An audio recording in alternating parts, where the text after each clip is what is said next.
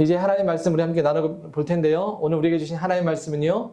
야고보서 5장 13절에서 18절의 말씀입니다. 야고보서 5장 13절에서 18절의 말씀 우리 한 절씩 교독하도록 하겠습니다. 자, 13절 보여주시면 자, 너희 중에 고난당하는 자가 있느냐? 그는 기도할 것이요. 즐거워하는 자가 있느냐? 그는 찬송할지니라. 너희 중에 병든 자가 있느냐? 그는 교회의 장로들을 청할 것이요. 그들은 주의 이름으로 기름을 바라며 그를 위하여 기도할지니라. 믿음의 기도는 병든 자를 구원하리니 주께서 그를 일으키시리라. 혹시 죄를 범하였을지라도 사하심을 받으리라. 그러므로 너희에게 서로서 고백하며 너희가 남들을 위하여 서로 기도하라. 의인의 간구는 역사하는 힘이 큽니다. 17절입니다. 엘리야는 우리와 성정이 같은 사람이로되 그가 비가 오지 않기를 간절히 기도하였은즉 3년 6개월 동안 땅에 비가 오지 아니하고 다시 기도 안에 하늘이 비를 주고 땅의 열매를 맺었느니라. 아멘. 자, 오늘 본문을 가지고요. 저는 기도의 열매를 경험하라 라는 제목으로 함께 말씀을 나누겠습니다. 여러분, 이엠 바운즈 목사님이 쓰신 기도하지 않으면 죽는다라는 책에 이런 도전적인 말씀이 나와요. 보면 기도 없는 그리스도에는 존재할 수 없다. 기도는 우리의 생명선이다 라는 말이 나옵니다. 그래서 이 책을 보면 왜 우리가 기도를 멈출 수 없는지, 그리고 기도가 가져오는 열매가 얼마나 놀라운지를 명확하게 보여줍니다. 기도는 단순히 문제를 해결하는 도구가 아니라 우리 영혼을 살아 숨쉬게 하는 생명의 통로입니다. 헨리 블랙커비 목사님도 기도에 관해서 이렇게 말씀하셨어요. 기도는 하나님의 초자연적인 역사를 우리의 삶 속에서 경험하게 만드는 유일한 통로다. 그러니까 우리가 기도하지 않으면 하나님의 준비하신 놀라운 이 기적과 같은 또 열매를 볼 수 없다는 것이죠. 여러분, 기도를 멈추고 힘겨웠던 순간이 있으셨습니까? 우리가 오늘 말씀을 통해서 기도에 대해서 다시 한번 생각해보고 우리의 기도의 생활이 하나님을 경험하고 여러분의 삶 속에서 놀라운 열매를 맺을 수 있기를 소망해 봅니다. 자, 오늘 본문은 기도에 관해 우리에게 교훈을 주는 말씀이에요. 야고보서는 우리가 보통 뭐라고 말하죠? 믿음에 관한 교훈을 준다라고 얘기하죠. 그런데 그에 못지않게 또 기도에 관해서도 가르침을 주고 있어요. 야고보서 1장을 보면 서두에서 이렇게 시작해요. 5절에 너희들 중 누구 중에 지혜가 부족하거든 모든 사람에게 후해 주시고 꾸짖지 아니하시는 하나님께 구하라. 그러면 주실 것이다 라고 말씀해요. 그러면서 그 뒤에는 의심하지 말고 구하라 뭐 이런 표현들이 들어가거든요. 그리고 마지막에 와서 이제 5장 마지막에 와서도 끄트머리에 뭐라고 얘기하고 있습니까? 기도에 관한 권면의 말씀을 주고 있는 거예요. 그러니까 그리스도인의 믿음의 태도에서 반드시 있어야 될 것이 하나가 뭐냐면 기도라는 거예요. 여러분, 믿음은 무엇입니까? 야고보서가 가르치는 믿음은요, 입술과 생각이 아닌 행동으로 살아내는 것을 믿음이라고 하잖아요. 근데 그 믿음의 중요한 요소, 행동 하나가 기도라는 겁니다. 기도가 이 믿음으로 표현되는 것 중에 하나라는 거예요. 그래서 이 기도할 때에 바로 나의 힘이 아니라 하나님의 능력을 구하는 태도이고 하나님을 신뢰하는 모습이라는 거예요. 오늘 본문을 보면 여러 상황에서 기도할 것을 야고보서 저자가 가르치고 있어요. 13절을 보시죠. 같이 읽어봅니다. 시작. 너희 중에 고난을 당하는 자가 있느냐? 그는 기도할 것이요. 즐거워하는 자가 있느냐? 그는 찬송할지니라. 자, 그리고 14절도 한번 보시죠. 본문을. 이건 제가 읽어볼게요. 너희 중에 병든 자가 있느냐? 그는 교회 장로들을 청할 것이요. 그들은 주의 이름으로 이름을 바르며 그를 위해 기도할지라. 지금 어떤 상황에서 기도하라고 가르치고 있습니까? 고난당하는 자, 즐거워하는 자, 병든 자에게 모두 기도를 권하고 있어요. 여러분, 우리는 고난이 오면 어떻게 해요? 기도하지요. 병든 상황에서도 기도해요. 그런데 일상이 평안하면 어떻습니까? 기도할까요? 네, 물론 기도 하시는 분도 계시죠. 하지만 많은 사람들이 기도하지 않아요. 제가 한국에서 목회할 때에도 밴쿠버에서도 그랬던 것 같아요. 새벽에 이제 일찍 나가서 이제 새벽 기도를 하다 보면 평소에 나오지 않았던 분이 새벽에 나와서 정말 열심히 기도할 때가 있어요. 그러면 이 앞에서 설교하고 기도가 같이 함께 기도하다 덜컥 긴장이 돼요. 아, 저 집사님 무슨 일 때문에 나오셨지? 라고 긴장을 해요. 그리고 기도가 끝나고 가서 여쭤보면 어떻게 제가 어떤 기도 함께 무엇을 기도해 드릴까요? 라고 여쭤보면 여지없이 가정에 문제가 있어요. 자녀의 문제가 있을 수 있고 직장의 문제가 있을 수 있고 건강의 문제가 있어요.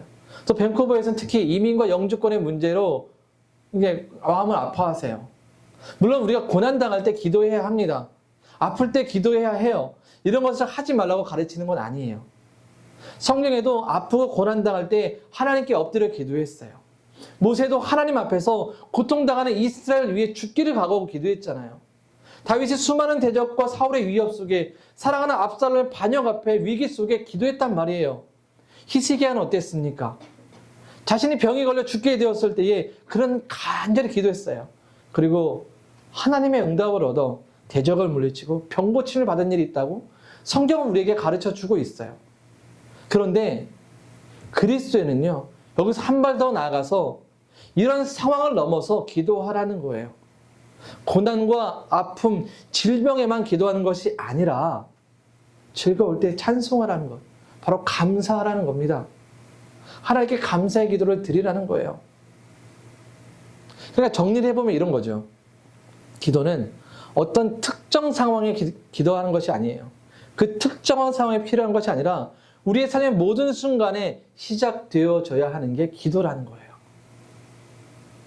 며칠 전에 넷플릭스에서 방영하는 외상센터라는 시즌 드라마가 있더라고요. 제가 이제 홀로 일을 하면서 그걸 틀어놓고 쭉 봤는데, 이제 중증 외상, 겉으로 나는 심각한 외상을 당한 이제 환자들을 치료하는 그런 과정을 드린 드라마죠. 1분 1초의 시간을 다투며 치료하고 이 수술하는 과정을 담았습니다. 외상센터에 전문 의료인이 있고 그것이 정말 잘 준비되면 정말 이제 죽어가는 사람을 살릴 수 있는 그렇지 않습니까? 그런데 여러분 생각해 보세요. 그렇다고 외상센터만 사람을 치료하는 병원이라고 할 수 있습니까? 이외에도 다른 치료, 다른 진료에 관해서 점검하고 확인하는 것도 필요하잖아요.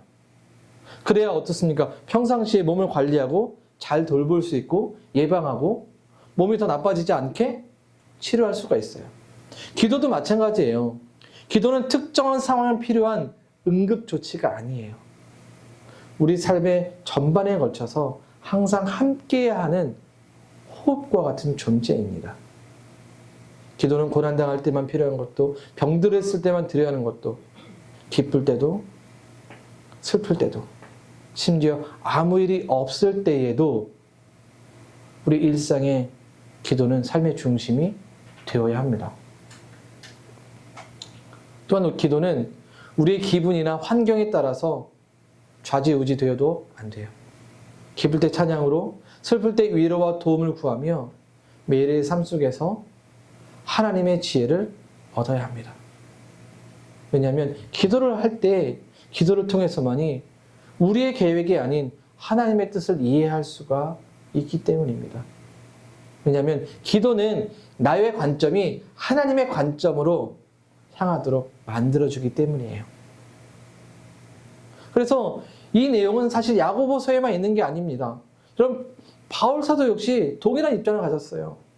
데살로니가 15장 17절에 보면 이렇게 되어 있죠. 쉬지 말고 기도하래요. 여러분, 쉬지 말고 기도하라는 건 뭡니까? 늘 기도하라는 거잖아요. 끊임없이 기도하라는 거잖아요. 저는 그리스도인의 삶이 예배의 삶이다라는 말씀을 늘 드려왔습니다. 오늘 우리가 여기서 1시간 드려지는 이 예배는 우리 예배를 드리고 나머지 일주일을 우리의 삶 속에서 예배의 삶으로 살기 위해 우리가 여기서 예배를 드리는 거거든요. 그래서 우리가 살아가는 일주일의 삶이 그리스도인에서 살아가는 그 믿음의 삶이 예배의 삶이 되는 거예요.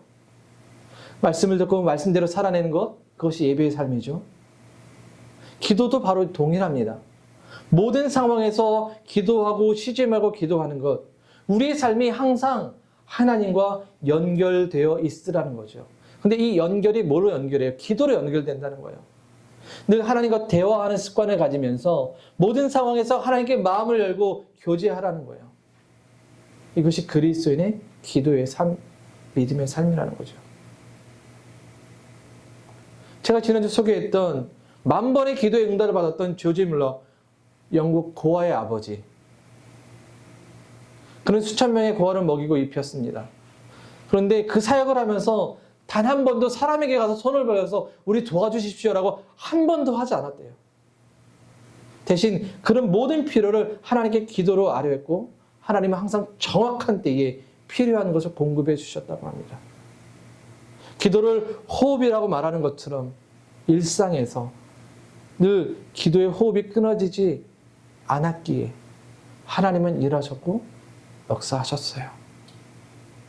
이런 기도의 삶을 살아갈 때에 비로소 그 기도에 힘이 있는 거예요. 비로소 그 기도의 열매가 우리는 있는 거예요. 오늘 본문을 보면 기도 후에 따라올 응답에 대해서 이렇게 말씀하고 있습니다. 15절을 보시죠. 같이 읽어봅니다. 시작. 믿음의 기도는 병든 자를 구원하리니 주께서 그를 일으키시리라. 혹시 죄를 범하였을지라도 사하심을 받으리라. 자, 기도가 보여주는 놀라운 응답 가운데 하나가 뭡니까? 치유예요. 여러분, 예수님은 귀신 들린 아이를 고쳐주실 때에 뭐라고 말씀하셨죠? 제자들이 못하고 나서 기도 외에는 이런 요가 날 수 없다라고 했어요. 기도가 힘이 있는 거죠. 기도는 병든 자를 구원하고 병든 자를 일으켜 세울 수 있습니다. 근데 요즘 어떻습니까? 현대의학이 좋아지니까 몸이 아프면 어때요? 병원을 찾고 약을 찾아요. 먼저 기도하는 경우 있으십니까? 별로 없어요. 그렇지 않아요? 않습니까?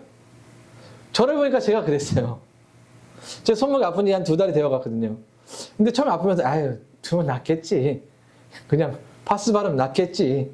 이런 거 자체는 정말 그냥 일상을 살았거든요.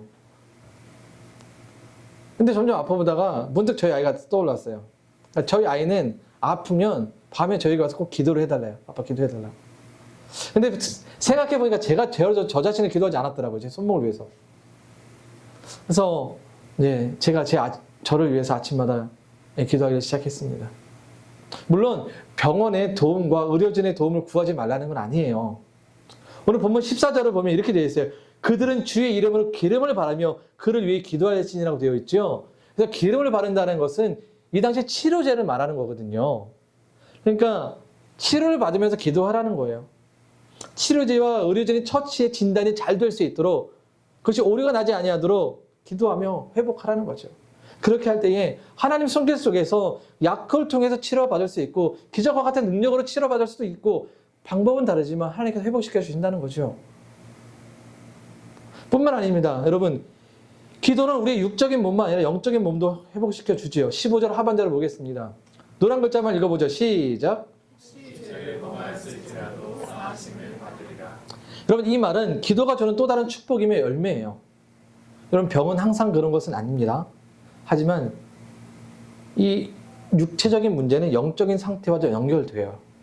죄로 인해 얻게 되는 질병도 있어요. 그러나 기도를 통해서 우리가 죄를 고백하고 엎드리면 회복으로 나아갈 수는 있습니다. 몸과 영혼이 함께 회복을 누리게 된다는 것이죠. 회개를 하게 되면 그동안 막혔던 하나님과의 관계가 회복되어지고 우리 안에 평안을 얻게 돼요. 여러분, 인생을 살아가면서 진정한 평안이 무엇입니까? 내가 살아가는 현실이 평안하고 환경의 평안이 아니라 내 안의 평안이잖아요. 현실이 좋고 환경이 아무리 좋아도 내 속이 뒤집어질 것 같으면 어때요? 지옥 아닙니까? 그런데 기도는 우리 내면의 평안, 내 안에 있는 삶을 살게 한다는 거예요. 엎드려 기도하며 하나님께 우리의 죄를 구할 때에 하나님께서 회복시켜 주신다는 거죠. 여러분, 그런 거 있지 않습니까? 어떤 거 잘못했는데 이걸 말하기가 너무 두려운 거예요. 누구한테 말을 할 수가 없어. 벙어리 냉가슴이라고 속으로 끙끙 앓고 있는. 그런데 그것을 정말 신뢰할 수 있는 누군가에게 말하고 나면 어때요? 속이 시원하잖아요. 평안해지잖아요. 여러분, 기도는 몸과 마음을 회복시키고 우리가 살아갈 수 있는 길과 은혜를 제공해 줍니다. 그래서 바울은 빌립보서 4장 6절과 7절에서 아무것도 염려하지 말고 기도하라고 권면하면서 마지막에 말씀을 이렇게 얘기하고 있어요. 같이 읽어보자. 시작. 하나님의 평강이 그리스도 예수 안에서 너희의 마음과 생각을 지키시리라. 그렇지. 아멘입니까? 이게 기도의 능력인 거예요. 우리가 기도하면 능력이 나타나는 거예요. 이런 회복과 평강, 이런 열매가 우리에게 있어야 하지 않겠습니까? 그런데 여러분, 우리가 기도의 열매를 맺기 위해서 무엇보다 가장 중요한 전제되는 것이 하나 있습니다. 무엇이겠습니까? 오늘 15절을 보면 그 전제가 나와 있어요. 노란 거 좀 보시죠. 믿음의 기도라고 되어 있습니다. 전제가. 16절에도 보면 이렇게 되어 있어요. 의인의 간구는 역사하는 힘이 크다. 믿음과 의의를 같은 의미로 보시면 되거든요.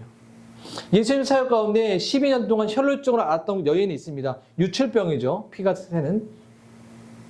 많은 의사에게 고침을 받으려고 했지만 소용이 없었습니다. 그녀는 예수님이 지나가신다는 소식을 듣고 예수의 옷자락이라도 만지면 내가 나을 것이라고 생각했어요. 그런데 율법에 따르면 유출하는 피가 이제 나오는 그런 사람은 군중들 가까이 가갈 수 없어요. 율법의 기준이 그랬어요. 부정하다고 생각했거든요. 그럼에도 불구하고 믿음으로 나가서 예수님의 옷자락을 만지잖아요. 근데 예수님께서 뭐라고 말씀하십니까? 내 믿음이 너를 구원했다라고 얘기하고 있어요. 마태복음 9장에 나오는 맹인도 똑같아요. 예수님 지나가실 때 다윗의 자손이 나를 구원하소서라고 얘기할 때에 예수님 돌이켜서 뭐라고 말씀하셨냐면 내 믿음이 너를 구원했다라고 말씀하셨거든요. 그때 맹인이 눈을 떴어요. 그들이 예수님께 나온 것은 단순히 구걸하는 것이 아니라 그 믿음을 갖고 하나님께 나아갔던 거거든요. 여러분, 우리가 일상에서 하나님과 교제하는 가운데 그분을 향한 믿음, 그 믿음으로 구하는 기도에 하나님 반응하신다는 거예요. 종종 TV나 영상을 보면 정말 기도에 능력 있는 분들이 소개되어지고 있어요. 아, 우리도 저 분들처럼 왜 나는 안 될까가 아니라 여러분, 그분들만 특별한 것이 아니에요. 우리도 가능하다는 거죠. 여러분, 우리의 기도가 힘이 없지 않습니다. 오늘 본문 17절과 18절을 보겠습니다. 같이 읽어봅니다. 시작. 엘리야는 우리와 성정이 같은 사람이로되 그가 비가 오지 않기를 간절히 기도한즉 3년 6개월 동안 땅에 비가 오지 아니하고 다시 기도하니 하늘이 비를 주고 땅이 열매를 맺었느니라. 뭐라고 말씀하고 있어요? 엘리야가 우리와 같은 성정이래요. 이 성정이란 말은요, 본성이란 말이거든요. 사람이 가진 본성이 뭐예요? 연약함, 또 악함이잖아요. 여러분, 엘리야라고 하면 정말 이스라엘 대선지자라고 말할 수 있거든요. 성경에서 죽음을 보지 않고 하늘 올라간 사람 두 사람인데 에녹과 엘리야잖아요. 그만큼 믿음이 탁월했던 사람인데 우리와 본성이 같대요. 여러분, 사실 엘리야는 대단한 일을 했습니다. 하나님의 선지자로 부름받아서 놀라운 일을 했죠. 아합 시대에 아합 아래에 있는 그 우상의 선지자 450명과 일제일 맞짱을 떴습니다. 그리고 이겼잖아요. 하지만 그럼에도 연약한 모습이 있었어요. 아합의 아내 이세벨이 내가 너를 오늘 꼭 죽이겠다고 했을 때 엘리야가 도망쳐 광야로 도망갑니다. 그리고 로뎀나무 아래서 하나님께 얘기하죠. 하나님, 더 이상 못하겠어요. 저 죽여주세요. 두려웠습니다. 그렇게 열심히 사역하고 살았지만 변하지 않는 환경, 무언가 변하지 않는 그들의 모습 속에 자신은 포기하고 탈진하고 말았죠. 엘리야도 우리와 다르지 않다는 거예요. 여러분, 엘리야가 드렸던 기도 가운데 가장 기억되는 것이 무엇입니까? 비가 오지 않기를 기도했을 때 3년 6개월 동안 비가 오지 않았고요. 또 다시 산에 올라가서 7번이나 그 무릎 사이에 머리를 놓고 간절히 기도했을 때 기도하니 비가 왔잖아요. 이런 능력의 기도를 엘리야가 우리와 같은 사람이 했다는 거예요. 그러니까 다시 말하면 우리도 그런 기도를 드릴 수 있다는 거죠. 우리 기도에 그런 능력과 열매를 볼 수 있다는 겁니다, 여러분. 우리가 여름이 되면, 봄이 되면 곡식을 심고 채소를 심잖아요. 우리 상추 심고 뭐 막 심잖아요. 그 채소에 물을 주고 보살피며 열매를 기대하죠. 그런데 그 열매는 각각 맺는 시기가 달라요. 우리 기도도 그렇습니다. 열매를 맺는 시간은 다를 수 있어요. 응답이 다를 수 있습니다. 길을 인도하는 방법도 다를 수 있어요. 하지만 하나님은 믿음의 기도를 결코 외면하지 않으십니다. 사랑하는 여러분, 올해 이제 1월이 마무리되고 있습니다. 남은 2025년도가 여전히 많이 남아 있습니다. 이 모든 시간을 기도로 살아가시기 바랍니다. 기도는 우리의 모든 삶에 시작되어야 합니다. 고난 중에 하나님의 도우심을 구하는 기도로, 즐거움 속에서는 감사의 기도로, 병들고 아플 때는 서로 중보하는 기도로 치유해야 합니다. 그렇게 매일을 기도하는 삶을 살아간다면 하나님께서 우리의 기도를 들으시고 놀라운 열매로 갚아주실 겁니다. 여러분 이 말씀을 기억하면서 이번 한 주간 2025년도 기도의 삶을 살아가는 우리 모두가 될 수 있기를 주님의 이름으로 축원드립니다. 네, 오늘은 우리가 찬양을 한 번 더 하고요. 함께 기도했으면 좋겠습니다. 우리 함께 기도해라는 찬양 오늘 했었거든요. 그 찬양을 함께 하고 우리가 기도하는 시간을 함께 기도하는 시간을 가졌으면 좋겠습니다. 자, 우리 함께 기도해.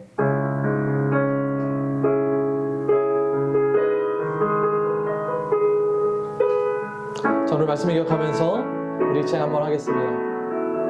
우리 함께 기도해. 우리 함께 기도해. 주 앞에 나와 주 앞에 나와 무릎 꿇고 긍휼 베푸시는 주 하늘을 향해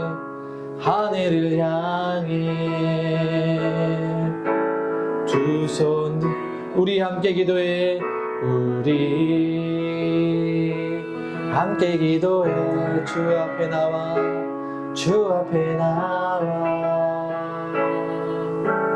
무릎 꿇고 긍휼 베푸시는 주 하늘을 향해 두 손들 하늘 문이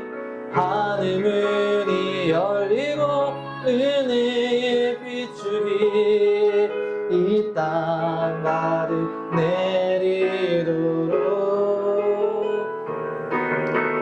마침내 주 오셔서 그의 비추기 우리 위에 부시 하늘 문이 열리고 은혜의 빛을 이 땅 가득 이 땅 내리도록 마침내 주 오셔서 그의 비추기에 우리 위에 부시도록 우리 함께 기도할 텐데요. 하나님 오늘 말씀을 통해서 하나님 나의 기도의 삶이 변하게 해달라고 기도했으면 좋겠습니다. 하나님 모든 상황 속에서 기도를 놓지 않고 하나님 의지하며 기도하게 해달라고 기도해 주시고요. 하나님 나의 기도를 통해서 하나님 지금 주신 열매가 맺어질 수 있도록 축복해 달라고 하나님 우리 연약함들 우리의 약함들 우리의 건강함들 그 모든 것이 우리의 삶의 기도의